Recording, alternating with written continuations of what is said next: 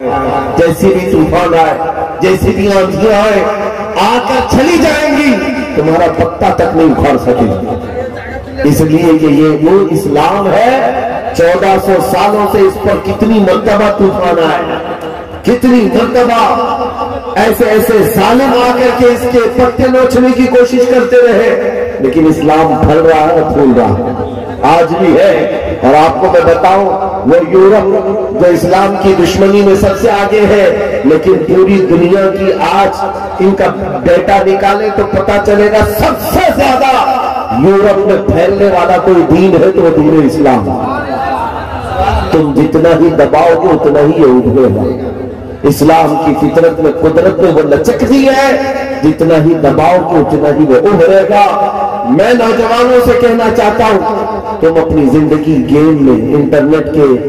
ان گندی تصویروں میں، فیس بک اور انسٹا میں گزار کر کے دنیا سے چلے جاؤ گے تو کل قیامت کے دن تم سے بھی سوال ہوگا۔ جب چھوٹی بچیاں چیخ رہی تھی، جب امت محمدیہ پر سخت ترین وقت آ چکا تھا امتحان کا، اے نوجوان تو اپنی نوجوانی کہاں پر بات کر رہا تھا، کن اڈوں پر بیٹھا تھا، تو کون سے تاش کے پتے کھیل رہا تھا، تیرے ہاتھ میں تو نشہ تھا۔ اگر قیامت کے دن سوال ہوا، یاد رکھو محدثین فرماتے ہیں صرف اللہ کا ایک سوال، میں نے تجھے جوانی دی تھی کہاں خرچہ کیا، اس کا جواب دیتے دیتے کچھ لوگوں کو 500 سال لگ جاتے، کچھ لوگوں کو 400 سال، کچھ کو 500 سال لگ جاتے۔ آج اللہ نے جوانی دی ہے، میں یہ نہیں کہتا کہ سب اتر جائیں گے میدان میں اور ہم جنگ کے لے جائیں، ہمارے وہ حالات نہیں ہے، لیکن اللہ کا فرمان ہے جب کسی قوم پر کوئی آفت نازل ہوتی ہے تو یہ عبرت کی جگہ ہوتی ہے، عبرت کا وقت ہوتا ہے۔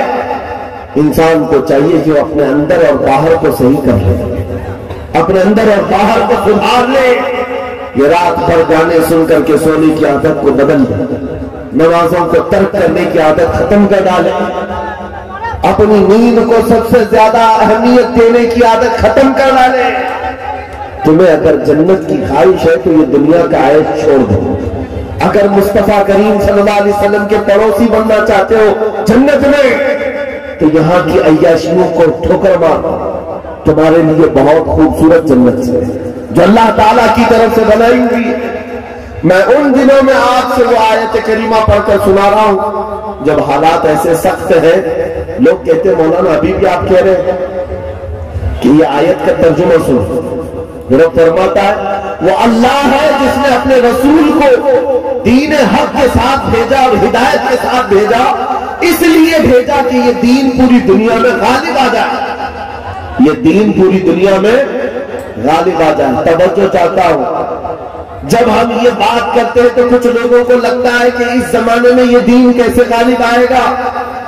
آپ کو تو مارا جا رہا ہے، آپ کو کاٹا جا رہا ہے، ہر جگہ سے تو آپ کو ختم کیا جا رہا ہے، یہ دین کب غالب آئے گا؟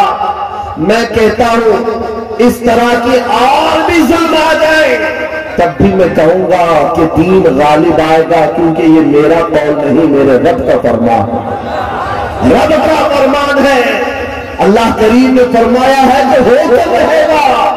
آسمان نیچے آ سکتا ہے، زمین اوپر کھا سکتی ہے، لیکن میرے مولا کا قول جھوٹا نہیں ہو سکتا، قرآن کا فرمان غلط اور باطل نہیں ہو سکتا۔ دنیا میں یہ دین غالب آئے گا اور وہ وقت قریب ہے۔ ظلم جب بڑھ جاتا ہے تو اللہ تبارک و تعالیٰ کی طرف سے ظالموں کے لیے عذاب آتا ہے۔ چند دن کے بعد دیکھنا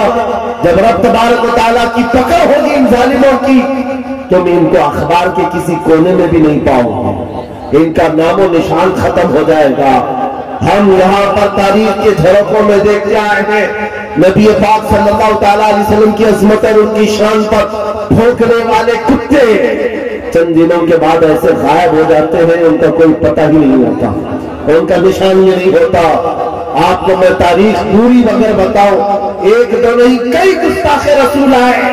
کتنوں کو یاد ہے ان کے نام، کتنوں کو معلوم ہے ان کی تاریخ، لیکن میرے نبی کی تعریف کرنے والے حسان بن ثابت سے لے کر کے امام احمد رضا تک ہر عاشق رسول لوگوں کی زبانوں پر نہیں، لوگوں کے دلوں پر حکومت کرتا نظر آتا۔ ہر عاشق لوگوں کے دلوں پر حکومت کرتا نظر آتا ہے۔ ارے یہ جھارکھنڈ کی وہ سرزمین جہاں مسلسل 12 گھنٹے سفر کے بعد میں آپ کے پاس پہنچا، اور یہ مجمع دیکھ کر حیرت میں رات کے 2 بجے، یہ لگتا نہیں رات کے 2 بجے ہے، دن کے 12 بجے کا شباب نظر آتا ہے، یہ دن کا شباب نظر آتا ہے ہر جلسے میں تقریباً یہ ماحول۔ میرے عزیزوں،